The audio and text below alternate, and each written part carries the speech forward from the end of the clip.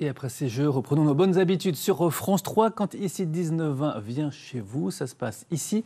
Cette semaine dans le secteur de Château-Chinon. Ce soir, Sébastien Quéroux est aux côtés de bâtisseurs modernes. Vous connaissez sans doute le projet du château de Guédelon dans Lyon. Et bien dans un autre style gothique, un ethnologue britannique s'est lancé un sacré défi. Et ça se passe ici, dans le Morvan.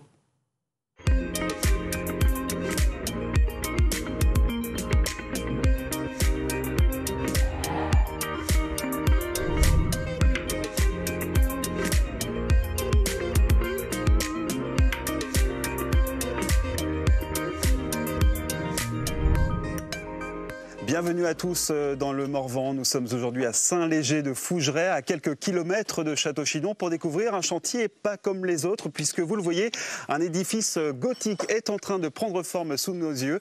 Bonsoir Jim Bishop. Bonsoir. Ça fait maintenant 16 ans que ce chantier a démarré. Vous en êtes où actuellement?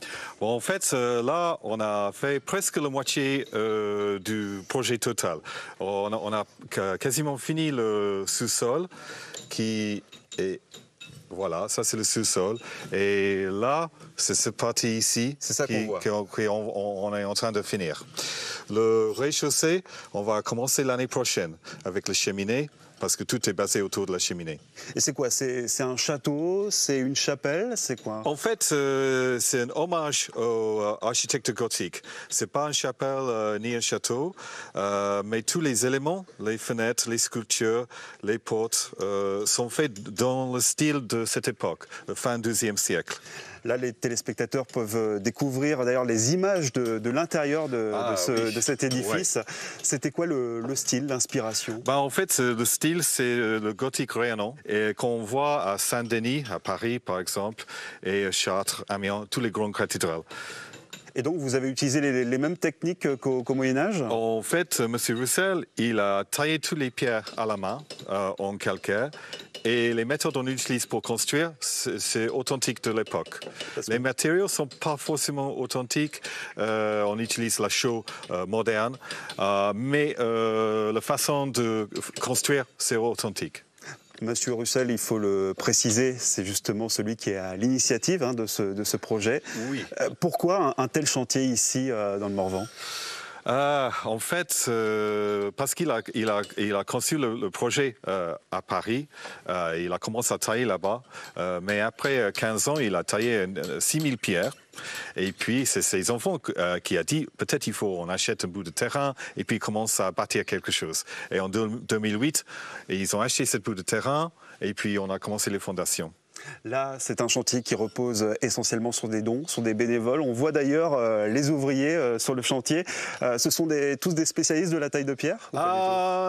Peut-être après 2 semaines de formation, on peut pas dire spécialistes, mais bon, elles sont hyper motivées. C'est des bénévoles qui viennent de plusieurs pays internationaux, Allemagne, Ukraine et États-Unis. Et il y a une Australienne. Là, quelque part. Ça veut dire qu'ici, ça pourrait être aussi un lieu de formation, pourquoi pas? Sur l'avenir, en fait, notre projet, c'est de vraiment créer un lieu de formation et engager des compagnons pour faire les stages, des formations pour les jeunes du coin.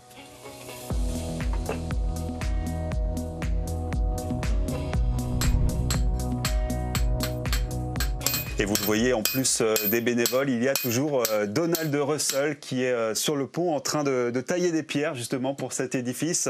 Bonsoir Donald. Bonsoir. 97 ans et toujours sur le pont. Voilà. Qu'est-ce qui vous motive autant justement dans ce projet? Simplement le désir de créer quelque chose de beau.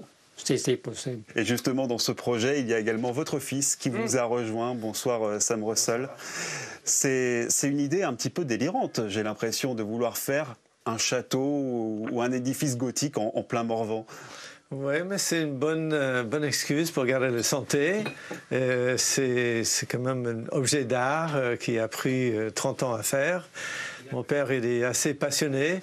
Il est là chaque matin, il travaille tous les jours et au moins avec ça va rester pour des siècles. Bien sûr. Sur une plaquette, j'ai vu que le chantier devait s'achever en 2028, dans 4 ans, ce sera le cas? Ça coûte cher un projet comme ça. C'était le rêve. Et si quelqu'un veut nous donner un don de 60 000 chaque année, on peut finir en 8 ans. Parce que tous les pierres sont déjà faits, sauf cette dernière fenêtre. Mais bon, touche de bois. Donc là, vous pensez qu'il sera fini dans combien de temps, cet édifice? En général, on a entre 8 et 10 000 chaque année, des dons. Et alors, ça va nous prendre 15-20 ans. Mais ça me donne quelque chose à faire pour mon retraite aussi. Je trouve ça formidable. Eh bien, en tout cas, merci beaucoup Donald et merci à vous Sam Russell également de nous avoir accueillis sur ce chantier hors norme. Demain, dans Ça se passe ici, nous nous rendrons à Château-Chinon, à 13 km d'ici, pour découvrir une radio locale qui, on peut le dire, est devenue aujourd'hui une institution. Il s'agit de Radio Morvan.